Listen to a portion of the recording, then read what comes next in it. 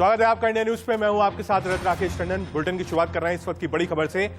2022 से पहले यूपी में सियासत अपने चरम पर है। हर पार्टी अपनी पूरी ताकत के साथ उत्तर प्रदेश में चुनाव की तैयारियों में लगी हुई है। इसी कड़ी में कांग्रेस महासचिव प्रियंका गांधी भी 3 दिनों के यूपी दौरे पर हैं। आज दौरे के दूसरे दिन प्रियंका गांधी लखीमपुर खीरी पहुंची। यहां प्रियंका गांधी यूपी ब्लॉक प्रमुख चुनाव में प्रस्तावक रही अनीता यादव से मिली। प्रियंका गांधी ने अनीता यादव से काफी देर तक बातचीत की और उन्हें भरोसा दिलाया कि पूरी देश की महिलाएं उनके साथ हैं। कुछ दिनों पहले ब्लॉक प्रमुख चुनाव के दौरान बूथ के बाहर एसपी कार्यकर्ताओं अनीता यादव से कुछ लोगों ने बदसलूकी की थी। अब अनीता का आरोप है कि प्रशासन उन्हें परेशान कर रहा है। मामले के तूल पकड़ने के बाद प्रशासन की तरफ से उनके घर की बिजली काट दी गई है। प्रियंका के यूपी दौरे को लेकर खूब सियासत भी हो रही है। बीजेपी के मंत्री उनके यूपी दौरे को लेकर प्रियंका पर निशाना साध रहे हैं। प्रियंका पर हमला करते हुए बीजेपी के मंत्रियों ने क्या कहा है ये आपको सुनाएंगे, लेकिन उससे पहले सुनिए अनीता यादव से मुलाकात के बाद प्रियंका गांधी ने क्या कहा। बहुत अत्याचार हुआ है। ये उनका संवैधानिक हक था, उनका अधिकार था कि वो नामांकन पत्र अपना भरें, चुनाव लड़ें, और वो हक उनसे छीना गया है, वो अधिकार उनसे छीना गया है। नामांकन पत्र भरने के लिए गई। आप सोच सकते हैं कि उस समय उनको घेर के पीटा गया, उनकी साड़ी खींची गई, उनके कपड़े फाड़े गए। तो आप सोच सकते हैं कि उन पर क्या बीती होगी। उनके साथ उनका छोटा सा बच्चा भी गया था। एक 19 साल का लड़का भी है जो अनीता जी के साथ था। उनका पूरा परिवार था और उनके साथ इतना इस तरह से अत्याचार हुआ है, किसी ने रोका नहीं। बाकी अधिकारी जो खड़े थे उनको कुछ नहीं किया। प्रशासन मौन है और ये भी नहीं किया कि जैसे छोटी भी चीज होती है चुनाव में इस तरह की, तो चुनाव रद्द कर दिया जाता है, दोबारा से चुनाव होता है। तो चुनाव दोबारा से क्यों नहीं हुआ है? यहाँ क्यों नहीं हुआ है? क्या इनको अधिकार नहीं है चुनाव लड़ने का? क्या कोई आके 10 गुंडे को लेके मारपीट करके चुनाव जीत सकती है? क्या ये है हमारा लोकतंत्र आज? तो हमें ये पूछने की जरूरत है। आप लोगों को सवाल उठाने चाहिए। पूरा वीडियो है, बाकायदा सब कुछ दिख रहा है कि क्या हुआ है इनके साथ, किस तरह से पीटा गया है, किस तरह से प्रशासन खड़ा है मौन, किस तरह से पुलिस वाले कुछ कर नहीं रहे हैं। और प्रधानमंत्री जी तारीफ कर रहे हैं। प्रधानमंत्री जी यहाँ के कहे कि बधाई दी है पंचायत के चुनाव के लिए। और हर जिले में कुछ ना कुछ हुआ है। कहीं हिंसा हुई है, कहीं बम फूटे हैं, कहीं पे गोली लगी है, कहीं पे मारपीट हुई है, कहीं पे महिलाओं के साथ अत्याचार हो रहा है। प्रियंका गांधी वाड्रा को आपने सुना। प्रियंका गांधी के यूपी दौरे को लेकर बीजेपी सरकार ने उन पर हमला बोला है। यूपी सरकार के मंत्री मोहसिन रजा का कहना है कि प्रियंका राजनीतिक पर्यटन पर यूपी आई हैं। सारे पर्यटन जहां पे हैं वहां घूमिए। आपको पूरी तरीके से सुरक्षा भी मिली हुई है। उत्तर प्रदेश पूरी तरीके से सुरक्षित है। महिलाओं के सम्मान में काम कर रहे हैं हम लोग, इसलिए आपको पूरी सुरक्षा भी मिलेगी। इसलिए सुरक्षा पर प्रश्न मत उठाया कीजिए, क्योंकि यही हमारी सुरक्षा एजेंसियां आपको और आपके परिवार को और सभी लोगों को प्रदेश के सुरक्षा प्रदान कर रही है। माननीय उच्च न्यायालय के आदेश पे और टाइम बाउंड कार्यक्रम तय किया था उच्च न्यायालय ने, उनके आदेशों का पालन में वहां पर चुनाव कराए थे प्रदेश सरकार ने। और वायलेंस की जो घटना बता रहे हैं वो सब फर्जी है, झूठी है। प्रियंका गांधी से मुलाकात के बाद एसपी कार्यकर्ता अनीता यादव ने स्थानीय प्रशासन पर सवाल खड़े किए हैं। अनीता यादव ने कहा कि उन्हें परेशान करने के लिए प्रशासन ने पिछले 15 दिनों से उनकी घर की बिजली तक काट दी है। अनीता यादव बोली कि प्रियंका ने उनका हौसला बढ़ाया है और कहा है कि यूपी सहित पूरे देश की महिलाएं उनके साथ खड़ी हैं। क्या है, लाइट काट दिया 15 दिन से, लाइट नहीं आ रही है। आपके साथ घटना उसके बाद लाइट भी काटी? हाँ जी, लाइट भी कटी है, ट्रांसफर चुका है। वो हमको पीड़ित महिला के स्तर से मिलने और हम लोगों को शासन बढ़ाने के लिए आई थी। क्या क्या बात हुई आपसे? हमसे यही हुई मेरे क्या हुआ है, और हम महिला हैं, महिला की पीड़ा समझ कर आपके साथ आए हैं। मिलने के लिए तो मेरे घर पर आए थे मेरे। अगले साल उत्तर प्रदेश में चुनाव है और क्या प्रियंका कांग्रेस के लिए जमीन तैयार कर पाएंगी?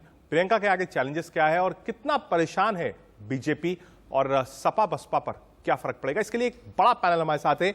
हमारे साथ अशोक पांडे जी हैं, प्रवक्ता भारतीय जनता पार्टी के, अनुराग भदौरिया जी हैं, समाजवादी पार्टी को रिप्रेजेंट करेंगे, साथ ही साथ सतीश प्रकाश हैं, बसपा के से समर्थन में है, और सुरेंद्र सिंह राजपूत हैं, कांग्रेस प्रवक्ता। आप चारों का बहुत बहुत स्वागत है इंडिया न्यूज पर। शुरुआत अशोक पांडे जी आपसे ही करूंगा। अशोक जी, 15 दिन हो गए बिजली कटी हुई, कम से कम बिजली तो लगवा दीजिए। एक महिला है, वो चुनाव लड़ना चाहती थी, नामांकन करने आई थी, ठीक है, मान लिया जो होना था हो गया। अब 15 दिन हो गए, कम से कम बिजली तो चालू करवा दीजिए घर की। राजनीति तो होती रही, बिजली तो चालू हो जाए, 15 दिन हो गए। आपको बता दें कि ये घटना प्रकाश में आई थी तो 2 पुलिस वालों के खिलाफ कार्रवाई भी हुई थी, और बिजली कटने की बात तो बिला वजह की बात है, ऐसी कोई बात नहीं है। ये अलग बात है कि प्रियंका वाड्रा जी राजनीतिक पर्यटन के लिए यहाँ आई थी, पर्यटन करके चली गई। एक पुरानी कहावत थी कि जमालो बुआ जहाँ जाती थी आग लगाती थी, प्रियंका गांधी कहीं भी आग लगाने के लिए पर्याप्त है। चुनावी वर्ष आने वाला है तो इस तरह का पर्यटन उनका जारी रहेगा। ये अलग बात है कि समाजवादी पार्टी की कार्यकर्ता है, समाजवादी पार्टी के कार्यकर्ता को ही तोड़ने का प्रयास कर रही है, तो ये समाजवादी पार्टी समझे। लेकिन भारतीय जनता पार्टी तो सबके चुनाव में विजयी हुई है और लोकतांत्रिक ढंग से विजयी हुई है, पारदर्शिता के आधार पर चुनाव आयोग ने चुनाव कराया है, तो हमत तो ये लगातार लगाते ही रहेंगे। ठीक है पांडे, ठीक है। भदौरिया जी आपके पास आ रहा हूं क्योंकि मामला समाजवादी पार्टी का था, शायद हाईजैक कांग्रेस ने किया है। 2 मिनट दीजिएगा, आ रहा हूं। सुरेंद्र सिंह राजपूत जी, पर्यटक के रूप में और पहले भी आरोप लगता रहा है, चाहे वो राहुल गांधी हो, प्रियंका गांधी हो, कि पॉलिटिकल टूरिज्म करने आते हैं, 3-4 दिन रहते हैं, वापस चले जाते हैं, उसके बाद मामला ठंडा पड़ जाता है, और वही आरोप पांडे जी ने लगाया। सुरेंद्र राजपूत जी, की नगरी के हैं, अगर ये कहीं कोई गलत बात बोलेंगे तो इनको बाबा विश्वनाथ का पाप भी पड़ेगा, श्राप भी पड़ेगा, इसका इन्हें याद रखना चाहिए। रजत भाई, आप देख रहे हैं, बहुत नजदीक से देखते हैं कि उत्तर प्रदेश में कोई घटना हुई है, चुनाव तो आ जा रहे हैं। कुंभा की घटना हुई थी, क्या प्रियंका गांधी जी नहीं आई थी? उन्नाव की घटना हुई थी, क्या प्रियंका गांधी जी नहीं आई थी?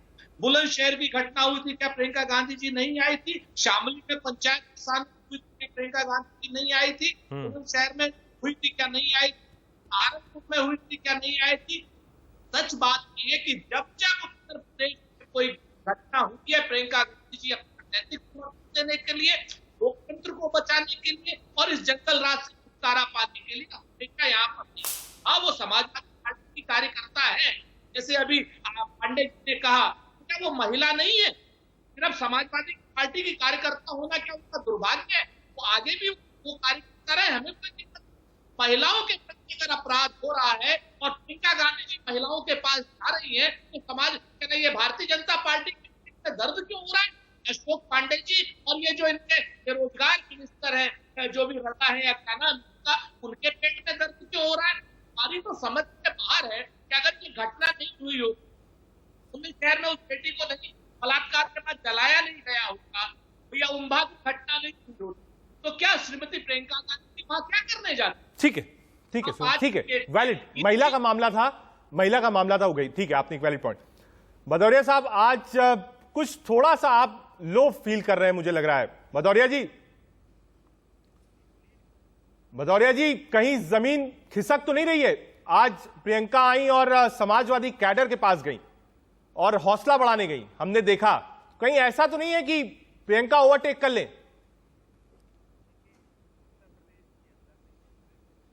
पार्टी की सरकार में महिलाओं पर अत्याचार बढ़ा।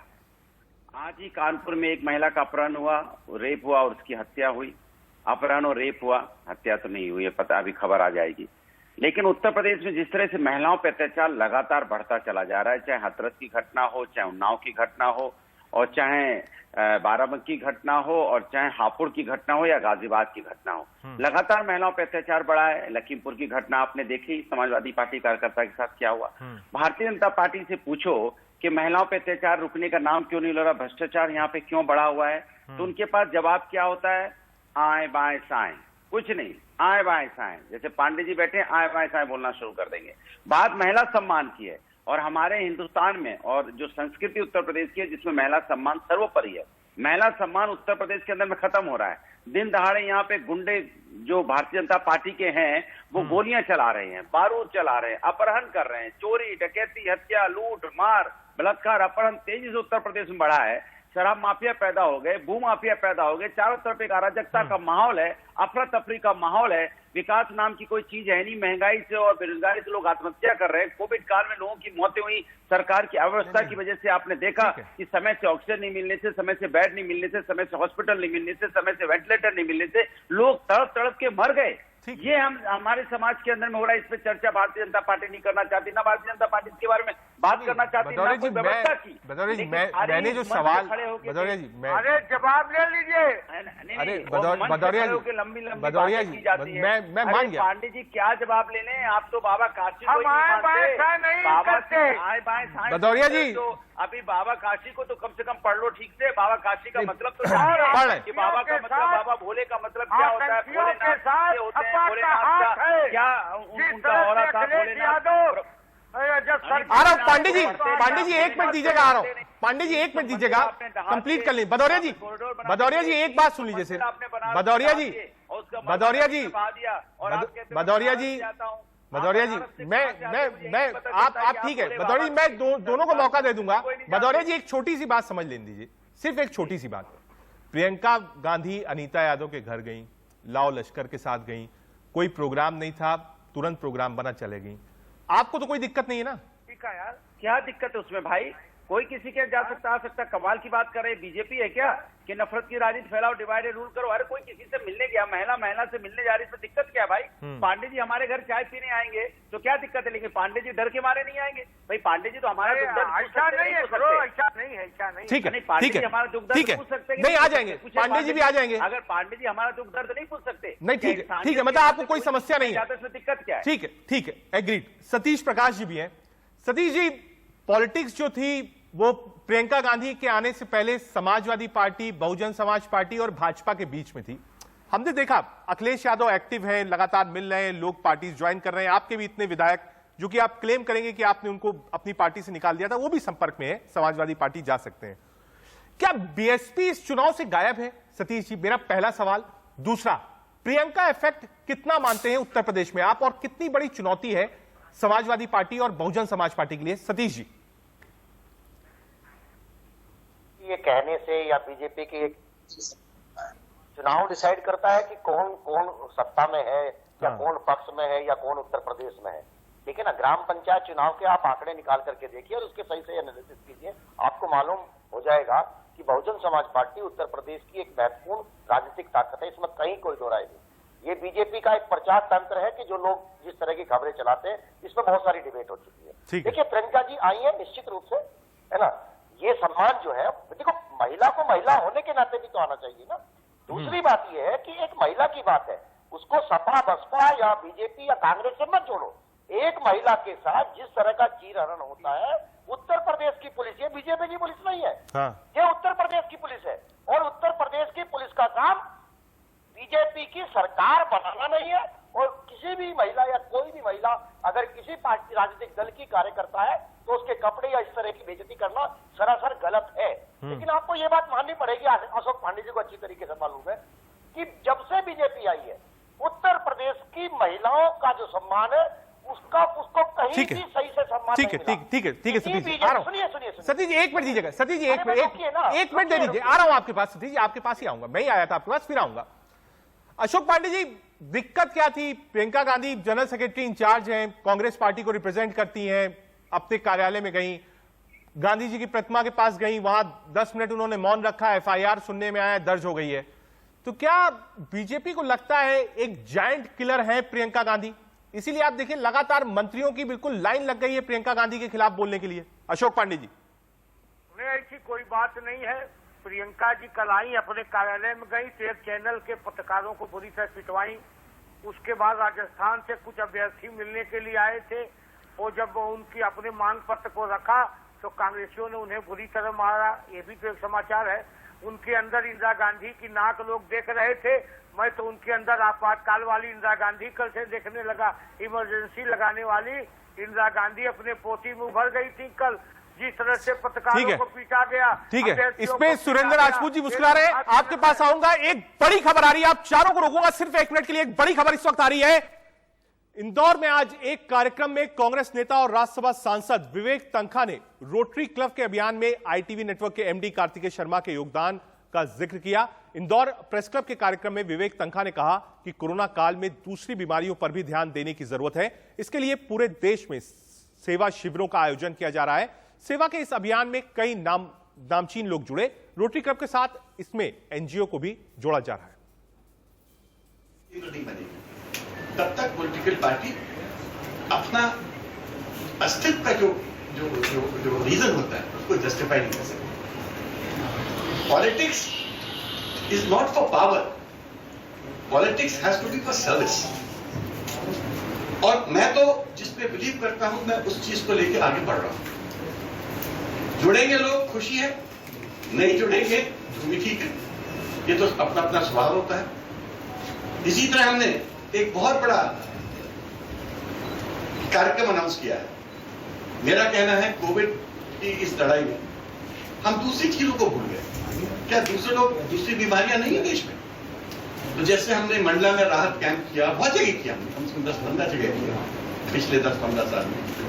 मैंने डॉक्टर त्रिहान, हमारे रोटरी के वर्ल्ड प्रेसिडेंट शेखर मेहता जी और भी लोग मैं बोल रहा हूँ नाम, बहुत सारे, हाँ, आईटीवी के चेयरमैन कार्तिक शर्मा जी, बहुत लोग के नाम से हमने गुलेरा साहब की बात की, सबसे बात की कि हम रोटरी के माध्यम से और सब एनजीओ को जोड़ के प्रेस क्लब को भी जोड़ेंगे, न्यूज़पेपर्स को भी जोड़ेंगे, जो जहां जिसकी शक्ति है। हम पैन इंडिया, कश्मीर से कन्याकुमारी, कच्छ से कोहिमा, हम लोग राहत करेंगे इस एक साथ। सभी पैनलिस्ट हमारे साथ रहेंगे। एक छोटा सा ब्रेक, हम समझेंगे उत्तर प्रदेश की राजनीति क्या कह रही है। ब्रेक के बाद आपका स्वागत है। सीधे अपने पैनल की तरफ चलते हैं। हमारे साथ अनुराग भदौरिया जी हैं समाजवादी पार्टी की तरफ से, हमारे साथ अशोक पांडे जी हैं बीजेपी को रिप्रेजेंट कर रहे हैं, सुरेंद्र सिंह राजपूत जी हैं कांग्रेस पार्टी के प्रवक्ता हैं, साथ ही साथ सतीश प्रकाश जी हैं बहुजन समाज पार्टी को सपोर्ट करते हैं। अशोक पांडे जी ने क्योंकि एक लंबा चौड़ा आरोप लगाया था और वो लिया था, सुरेंद्र सिंह राजपूत जी ब्रेक का टाइम था और एक खबर आ गई थी, आप रिस्पॉन्ड कर सकते हैं उनको।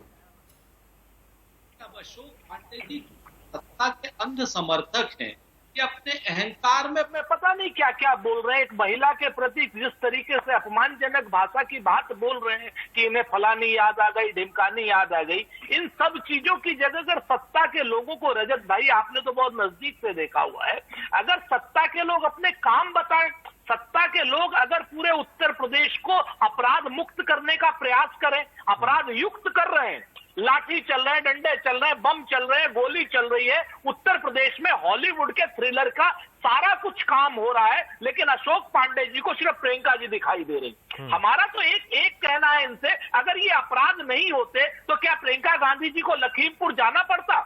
जवाब आता है नहीं जाना पड़ता। अगर बेरोजगारी की समस्या नहीं होती यहाँ पर, तो क्या प्रियंका गांधी जी को बेरोजगारों की आवाज उठानी पड़ती? नहीं उठानी पड़ती।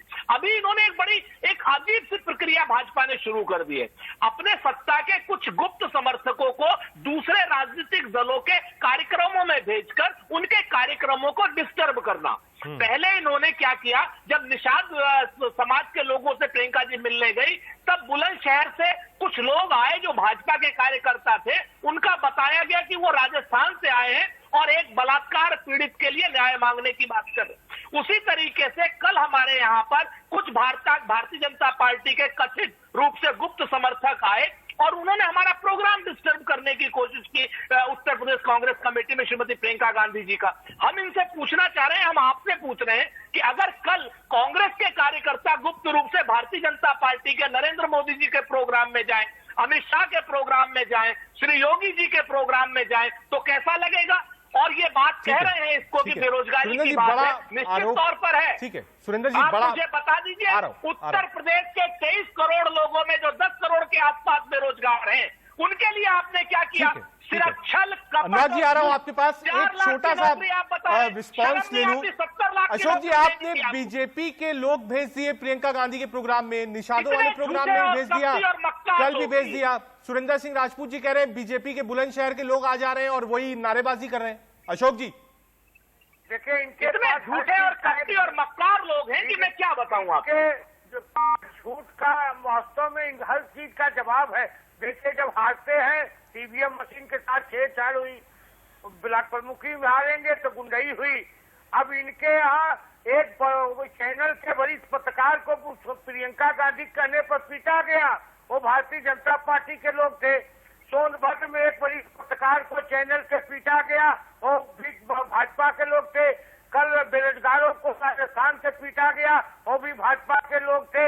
ये दुर्भाग्यजनक है, ये वही लोग हैं न जो 70 सालों में खाली बहाना करते रहे, गांव में शौचालय की व्यवस्था नहीं कर पाए, इज्जत घर नहीं दे पाए, आज बेइज्जत करने का प्रयास कर रहे हैं। मेरा ये मानना है कि राहुल गांधी जी आए थे मोदी का विकल्प बनने, जानी लीवर का विकल्प बन के रह गए।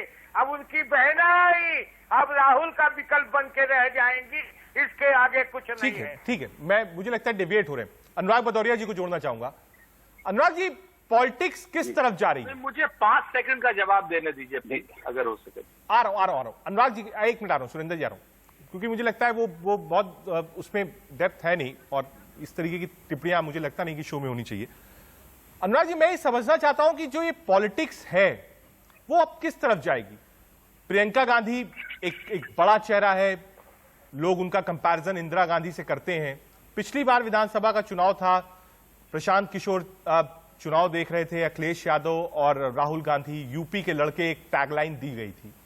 क्या इस बार भी माना जाए कि लाइक माइंडेड पार्टीज जो हैं वो अंतोगत्ता एक साथ चुनाव लड़ेंगी? हालांकि अखिलेश यादव ने बिल्कुल मना कर दिया है, काम किसी भी राष्ट्रीय दल से अलायंस नहीं करेंगे। तो राजनीति किस तरफ होगी? क्या चौतरफा चुनाव उत्तर प्रदेश में देखने को मिलेगा? अनुराग जी देखिए, इस बार उत्तर प्रदेश का चुनाव बिल्कुल अलग होगा। उत्तर प्रदेश की जनता जान चुकी है कि भारतीय जनता पार्टी के पास कोई काम किया नहीं। भारतीय जनता पार्टी ने, इनके पास 2 ही मुद्दे हैं जो नफरत की राजनीति करते हैं ये, और समाज के अंदर में विकास की राजनीति कर नहीं सकते। इसलिए उत्तर प्रदेश की जनता ने मन बना लिया है कि 2022 में भारतीय जनता पार्टी की विदाई तय है, और इनको रावलपिंडी और वहां पे लाहौर की टिकट दे दी जाएगी, वहीं चले जाएंगे, क्योंकि इनके पास एक ही शब्द आता है, हिंदू मुस्लिम पाकिस्तान। एक मिनट अशोक जी आ रहा हूँ आपके पास। अशोक जी आ रहा हूँ। उत्तर प्रदेश में विकास की राजनीति होगी, और यहाँ पे उत्तर प्रदेश में हर व्यक्ति खुश होगा, और हर व्यक्ति के पास हर व्यक्ति को न्याय मिलेगा, सम्मान मिलेगा, और हर व्यक्ति संपन्न तरीके से अपना जीवन व्यतीत कर पाएगा। क्योंकि भारतीय जनता पार्टी की सरकार में झूठ और जुमले से परेशान हो गई है। ये इतना झूठ और जुमले का आतंकवाद फैलाते हैं देश और प्रदेश के अंदर में, कि लोगों ने मन बना लिया है कि इनको टिकट देना ही है लाहौर की। लाहौर की टिकट इनको वापस भेज देंगे, और रावलपिंडी से इनको ज्यादा प्यार है। ठीक है अनुराग जी, क्या कोई अलायंस की भी चर्चा हो रही है?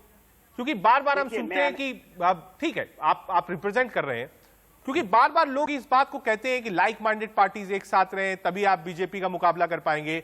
हमने लोकसभा के इलेक्शंस में देखा था कि मायावती जी और अखिलेश जी एक साथ आए थे और सीटों पर तालमेल हुआ था। क्या यूपी में इस बार भी अलायंस होगा, या माना जाए सारे दल अकेले लड़ेंगे, अलग लड़ेंगे? देखिए, ये मान के चलिए कि उत्तर प्रदेश के अंदर में, मैंने आपको पहले बोला फिर रिपीट कर रहा हूं, उत्तर प्रदेश के अंदर में भारतीय जनता पार्टी तो नहीं आ रही है, तय कर लीजिए आप। भारतीय जनता पार्टी जा रही है, इनका सुपड़ा साफ हो गया है। अब ये खाली बोलने के लिए बचे हैं, तो आप इनको बुलवाते रहिए, और इनके पास कुछ बचा नहीं है। क्योंकि आप मंच से खड़े होकर जब बड़े बड़े नेता ये बोलने लग जाएं कि उत्तर प्रदेश में विकास हो रहा है, और जहाँ पे चारों तरफ हाहाकार मचा हो, जहाँ पुलिस पिट रही हो, जहाँ इनके कार्यकर्ता पुलिस को थप्पड़ मार रहे हो, महिला का चीरहरण हो रहा हो, और भारतीय जनता पार्टी कह रही हो यहाँ पे लोगों का सम्मान हो रहा है। एक तरफ भारतीय जनता पार्टी कह रही हो कि यहाँ पे इंडस्ट्री लग रही है, और 4.5 लाख करोड़ का इन्वेस्टमेंट लेके आए थे, और आज तक उसका के 4,000 करोड़ का भी कहीं नहीं लगा, कहीं कोई चिमनी और बाउंड्री दिखाई नहीं पड़ रही, कहीं इंडस्ट्री कहीं लगी नहीं है। तो ये झूठ जुमले की बात करनी है तो इनका सफाया हो चुका है। ये अब इनके पैर उखड़ चुके हैं, अब ये हवा में है, तो हवा में है, हवाई बातें कर रहे हैं, हवा में बातों का समाधान कर रहे हैं, और 2022 में हवा हो जाएंगे। तो बस अब इनको हवा हो जाना, इनका कुछ बचा नहीं है, ये सब बिखरे हुए और इनकी जमीन से उखड़ गए। ठीक है, एक बड़ी खबर लखनऊ से आ रही थी जिस बात की हम लोग चर्चा कर रहे थे। कल लखनऊ में प्रियंका गांधी प्रतिमा पर, गांधी जी की प्रतिमा पर धरने पर बैठी थी। यहां प्रियंका गांधी ने मौन रहकर धरना प्रदर्शन किया था। इस मामले में प्रियंका के ऊपर एफआईआर दर्ज कर दी गई है। प्रियंका पर धारा 144 के उल्लंघन और कोविड नियमों की अनदेखी करने की धाराएं लगाई गई हैं। प्रियंका गांधी पर यह एफआईआर सचिवालय चौकी इंचार्ज ने दर्ज कराई है। एफआईआर में कांग्रेस प्रदेश अध्यक्ष अजय लल्लू समेत 5 लोग नामजद हैं। एफआईआर हजरतगंज कोतवाली में दर्ज कराई गई है। ये विजुअल्स आप देख रहे हैं, ये उसी समय के विजुअल्स हैं। प्रियंका गांधी लखनऊ पहुंची थी, उसके बाद गांधी जी की प्रतिमा जो कि जीपीओ पर है वहां गई थी और वहां धरने पर बैठी थी लॉ एंड ऑर्डर को लेकर और महिला के साथ जो बदसलूकी हो रही थी। ये खबर हमने दिखाई। वापस आपको अपने पैनल की तरफ लेकर चलते हैं। सुरेंद्र जी, एफआईआर तो हो गई, 5 लोग और नामजद है। सुरेंद्र राजपूत जी, मैं इस बात का चर्चा कर रहा था जब ये डिबेट शुरू हुई थी कि माना जा रहा है कि एफआईआर दर्ज हो जाएगी और एफआईआर दर्ज हो गई है हजरतगंज थाने में।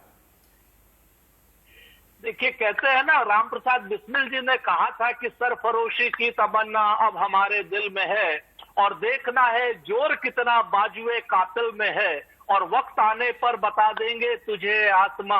अब हम अभी से क्या बताएं क्या हमारे दिल में है।